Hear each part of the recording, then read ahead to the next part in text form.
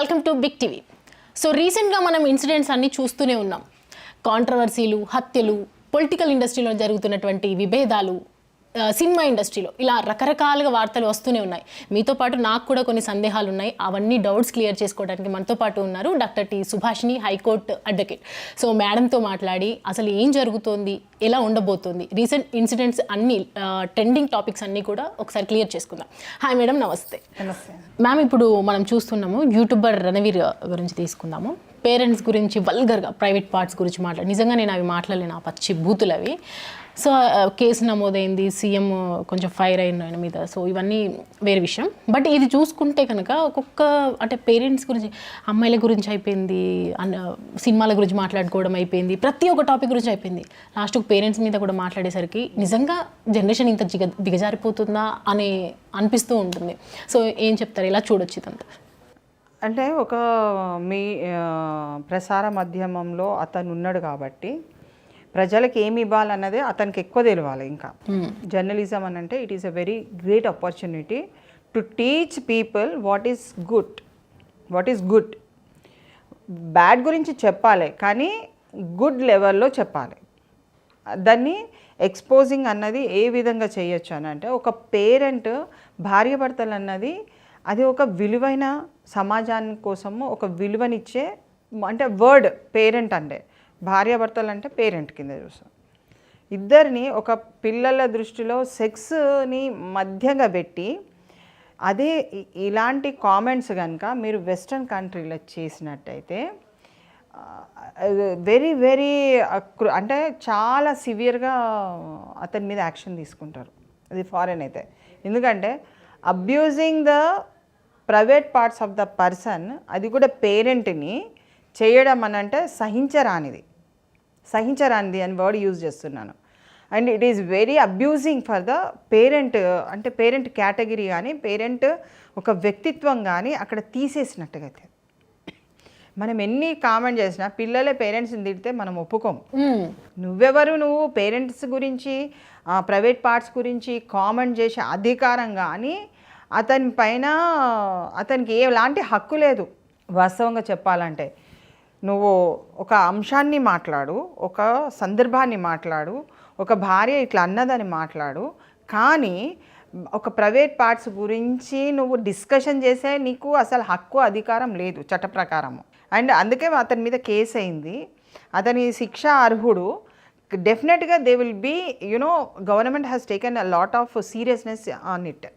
అతను చేసే ప్రయత్నము ఏదో తెలపడానికి అంటే ఏదో ఎక్స్పోజ్ అంటే హైప్ క్రియేటింగ్ చేసుకోవడానికి కానీ, అంటే దాన్ని ఏదో ఒక విచిత్రంగా ఒక భార్యాభర్తల యొక్క వ్యవహారాన్ని విచిత్రంగా క్రియేట్ చేయాల్సినంత అవసరం లేదు.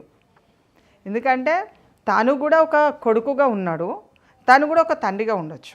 తనకి ఏమైనా పిల్లలు ఉంటే ఒక తండ్రిగా అవుతాడు, సిస్టర్స్ ఉంటే ఒక అన్నగా అవుతాడు. అంటే you are in a different category. How can you raise that? ఆ వర్డ్స్ని ఎట్లా రేజ్ చేస్తావు? ఏ విధంగా అసలు నీకు ఏం హక్కు ఉన్నది? ఒకసారి వాళ్ళు అసంటి వీడియోస్ తీసేటప్పుడు ఒకసారి చట్టాన్ని చదివితే నీకు ఎక్కడెక్కడ డిఫెక్టివ్ ఫ్యాక్టర్స్ నువ్వు చెప్పాలా లేదా అన్నది తెలుస్తుంది. చట్టాన్ని ఉల్లంఘించడము, చట్టాన్ని అవహేళనగా మాట్లాడడం అన్నది అతను చేసిన మొదటి తప్పు. చట్ట ప్రకారంగా ఒక భార్యాభర్తలు, ఒక పేరెంట్స్ అనేది ఒక పొజిషన్లో అదొక పవిత్రమైన బంధం అంటారు. బంధం అది. ఇప్పుడు నువ్వు ఏదైనా తీసుకోండి, మీరు సెకండ్ ఆమెని వాళ్ళు చేసుకున్నా కానీ నీకు ఫస్ట్ ఆమెను చేసుకున్నదే నీకు ప్రాముఖ్యత అన్నది కోటిస్తుంది కదా. నీకు చట్ట ప్రకారం ప్రాముఖ్యత వస్తుంది కదా. నువ్వు రెండో ఆమెను చేసుకున్నా, మూడో ఆమెను చేసుకున్నా, నేను నాలుగో ఆమెను చేసుకున్నా, మొదటి ఆమెకు డైవర్స్ ఇచ్చినా లేకుంటే ఎవరినైనా ఇచ్చినా అని అంటే కూడా నీ క్యారెక్టర్ అసాసినేషన్ అవుతుంది కదా. నువ్వు అదెందుకు తీసుకో?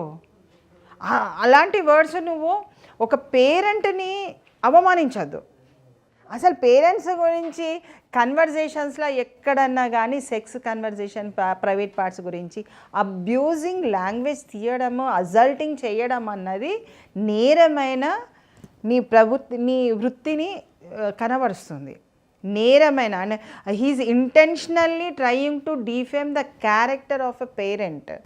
కాబట్టి అతనికి తప్పకుండా ఒకటి కాదు 2 సంవత్సరాలు 3 సంవత్సరాలు శిక్ష కూడా పడవచ్చు. అవునా? డెఫినెట్గా పడవచ్చు. దాని నుంచి ఆయన ఎప్పుడు తప్పించుకోలేడు. ఎందుకంటే ఆ కామెంట్, ఆ వీడియోస్ అన్నది వైరల్ అయినాయి. ఆయనే వ్యక్తిగతంగా కూర్చొని మాట్లాడిండు కాబట్టి వేరే వాళ్ళ ముందు మాట్లాడిండు, ప్రసార మాధ్యమంలోకి వెళ్ళింది, వైరల్ అయిపోయింది. 10 మంది కాదు చాలామంది హర్ట్ అయిపోయినరు, వివాదాస్పద వాక్యాలుగా మారిపోయినాయి. కాబట్టి దాన్ని మనము క్షమించే తత్వం ఏం లేదు. ఎప్పుడైనా ఎవరైనా సరే అండి, స్టేజ్ మీద కానివ్వండి, లేకుంటే ఒక మీడియా మాధ్యమంలో కానివ్వండి, మనం మాట్లాడే భాష సరళిలో వ్యక్తిని లైంగిక దాడి చేయొద్దు. ఎవరైనా కేసు వేసుకోవచ్చు. వ్యక్తి పైన లైంగిక దాడి చేస్తే ప్రైవేట్గా కానీ పర్సనల్గా కానీ చేసిండు అనుకోండి, he's a liable for the. But దీని గురించి ఇప్పుడు రణవీర్ అయినా కూడా అపాలజీ చెప్పడానికి లేదు, జస్ట్ కవరింగ్ చేద్దామన్నా లేదు. ఎందుకంటే క్లియర్గా మనకు తెలిసిపోతుంది, ఇట్ షోస్ హిస్ క్యారెక్టర్. ఆయన ఈ రోజు కూడా he should give the apology. ఆయన అపాలజీ చెప్పవలసిందే. చెప్పిన తర్వాత కోర్టులో కేసు ఫైట్ చేసుకొని నువ్వు బయటికి రా, అంతే. కానీ అపాలజీ చెప్పకుండా ఉన్నంతసేపు ఆయన నేరస్థానంలోనే ఉంటాడు కదా. నేను అలాంటిది నాకు ఆ ఉద్దేశం లేదు అని చెప్పడం వేరు, నువ్వు డైరెక్ట్గా నువ్వు కేసు కోసం ఫైట్ చేయడం వేరు. The other way he has to explain the public. అది తప్పు అన్నది ఒప్పుకోవాలి. ఎందుకంటే క్యారెక్టర్ అసాసినేషన్ అన్నది చాలా అది బాధాకరమైన విషయము. ఒక తల్లి తండ్రి ఒక పేరెంట్ని ఒక మంచి పొజిషన్లో చూసి మనము అంటే మన దేవుడు మన తల్లిదండ్రులే మనకు దేవుళ్ళు, మొదటి గురువు. ఆ వ్యక్తులను కూడా నువ్వు అలా మళ్ళీ చేస్తే ఇంకేమున్నదండి సమాజంలో. స్త్రీ పురుషుల యొక్క కలయిక గురించి నువ్వు పెద్దగా డిస్కషన్ చేసినా అది వేస్ట్. అది రానగారు ఒక సినిమాలో చెప్తుంటారు, నీ పుట్టుక గురించి నువ్వు ఆలోచించే విధానం బట్టే నీ క్యారెక్టర్ ఏంటి అనేది అర్థమవుతుంటుంది. అంటే కంప్లీట్గా సెన్సిటివ్ ఒక టాపిక్ ఇది, చాలా సెన్సిటివ్ టాపిక్. అంటే దీనికి చట్ట ప్రకారంగా ఎట్లా ఉంటుంది అన్నమాట.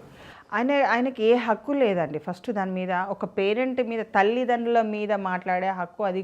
అతని పేరెంట్స్ గురించి ఏమైనా మాట్లాడితే అదేమైనా వైరల్ చేసుకుంటే ఆయనే ఇష్టం మన వ్యక్తిగతంగా. కానీ పేరెంట్స్ అనే ప్రజల మధ్యన ఉన్న ఆ సంబోధన అన్నది తీసుకురావద్దు. నేను అన్నాను ఇప్పుడు 1 కాదు 2 years కూడా శిక్ష పడే అవకాశాలు ఉన్నాయి దాని మీద. ఎందుకంటే ఆల్రెడీ కేసు రిజిస్టర్ అయింది కాబట్టి సమాజంలో ఉన్న మన సంటలను ఖండించకుంటే రేపు భవిష్యత్తు తరాలకి మనం ఏమీ ఆన్సరబుల్ చేయలేము. ఎందుకంటే they expect a lot of from us.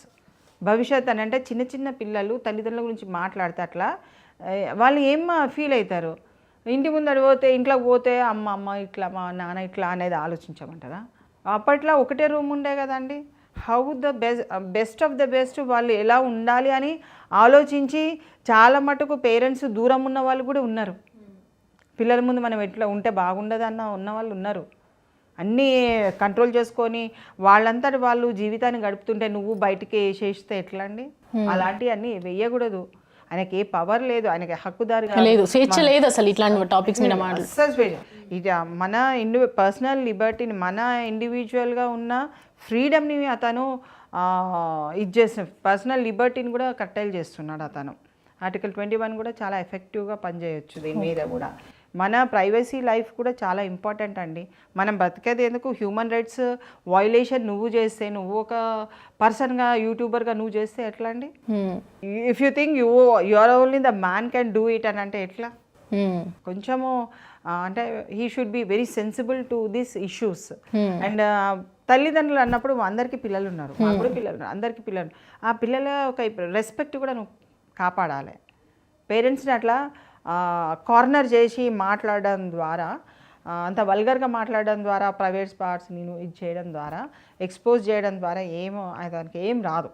First of all it is sex is a natural process which is been given by the. అంటే నీకు చట్ట ప్రకారము నీకు ఒక ఇష్టమున్న వ్యక్తి కానీ ఏదైనా కానీ అంటే అక్కడ కొన్ని నార్మ్స్ ఉన్నాయి. ఐ షుడ్ నాట్, ఇంకా మనకి మీరు ఇచ్చిన మనకు టైం చాలా తక్కువ కాబట్టి ఫుల్ ఫ్లెడ్జ్గా కాదు, ఎవరి ఇష్టం వాళ్ళది. పేరెంట్స్ అన్నప్పుడు పేరెంట్సే. తల్లిదండ్రులను విమర్శించే హక్కు అతను లేదు. తల్లిదండ్రులకు వాళ్ళ ఇష్టం ఉన్న జీవితాన్ని వాళ్ళు గడపచ్చు. నువ్వెవరు ప్రశ్నించే హక్కు నీకు లేదు. Should take the permission. ఎవరి గురించి మాట్లాడతావు? వ్యక్తి గురించా, సమాజం గురించా? సమాజం గురించి అయితే నువ్వు గవర్నమెంట్ నుంచి పర్మిషన్ తీసుకో. ఛానల్స్కి కూడా చాలా ఇంపార్టెంట్ అది, ఎవరికి తెలియదు. But YouTubers they have to take the permission and then speak on it. That is good. Permission, police నుంచి కూడా పర్మిషన్, మేము ఇది గురించి యూట్యూబ్లో దీని గురించి వేస్తున్నాము, you take the permission then you ఇది. కానీ without taking permission if you are అట్లనే ఇచ్చేస్తే you are liable for the punishment. Even యూట్యూబర్స్లో కూడా మీకు ఒక కేటగిరీ ఉంటుంది, ఆన్ చేయండి 3 డాట్స్ దగ్గర మీరు ఆన్ చేస్తే డిస్క్రిప్షన్, రిపోర్ట్లో మీరు రిపోర్ట్ అని నొక్కితే you will get the contents, sexual contents, abusing contents, you want book the case on him అని అంటే కూడా అక్కడ మనం నొక్కితే మన డీటెయిల్స్ అని ఇచ్చి వాడు కేసు కూడా బుక్ చేస్తాడు. సో యూట్యూబర్స్ మీకు అక్కడి వరకు మీరు గూగుల్ వాళ్ళ అక్కడ కూడా వరకు మనకు పర్మిషన్స్ ఉన్నాయి. మనం ఏంటంటే కొంచెము సమయం కేటాయించి మనం చేయవలసిన అవసరం ఉంది. కాబట్టి ఇలాంటి వారిని మనం ప్రోత్సహించకుండా, ఇలాంటి టాపిక్స్ని ప్రోత్సహించకుండా మంచి టాపిక్స్ని, పిల్లల్ని పైకి ఈ సమాజానికి ఎలా తెస్తే బాగుంటుంది, ఎలాంటి టాపిక్స్ని ఇంట్రడ్యూస్ చేస్తే, ఎలాంటి విషయాలు చెప్తే వాళ్ళు తెలుసుకుంటారు అన్న విషయాన్ని, పరిజ్ఞానాన్ని ఇచ్చినట్టయితే మనము జీవితంలో ధన్యం చేసుకున్నట్టే. మంచి పౌరుణ్ణి ఒక మీడియా తీర్చిదిద్దిందంటే credit goes to the media. నేనైతే నా జీవితంలో నాకు మీడియా చాలా హెల్ప్ చేసింది. నా క్యారియర్ని, నాకు ఒక సోషల్ వర్కర్గా సోషల్ సర్వీస్ చేస్తున్న ఆ క్యారియర్ని ప్రజలకు తెలిపింది కూడా మీడియా. కాబట్టి మీ నుంచి నేను ఇంట్రడక్షన్ ఈరోజు అయినా కాబట్టి నేను అందరికి కూడా, ప్రతి మీడియా వ్యక్తులకి నా తరఫు నుంచి నాకు ఎంకరేజ్మెంట్ ఇచ్చినందుకు నేను ధన్యవాదాలు చెప్తున్నాను. రైట్. సో అది చూసారు కదా, అడ్వకేట్ సుభాషిణి గారు చెప్పినటువంటి వ్యాఖ్యలు, ఆమె లైఫ్ ఎక్స్పీరియన్స్తో కానీ ప్రొఫెషనల్గా ఉన్నటువంటి ఎక్స్పీరియన్స్తో కానీ హౌ హ్యూమన్ షుడ్ బి అన్నీ చెప్పారు ఆవిడ.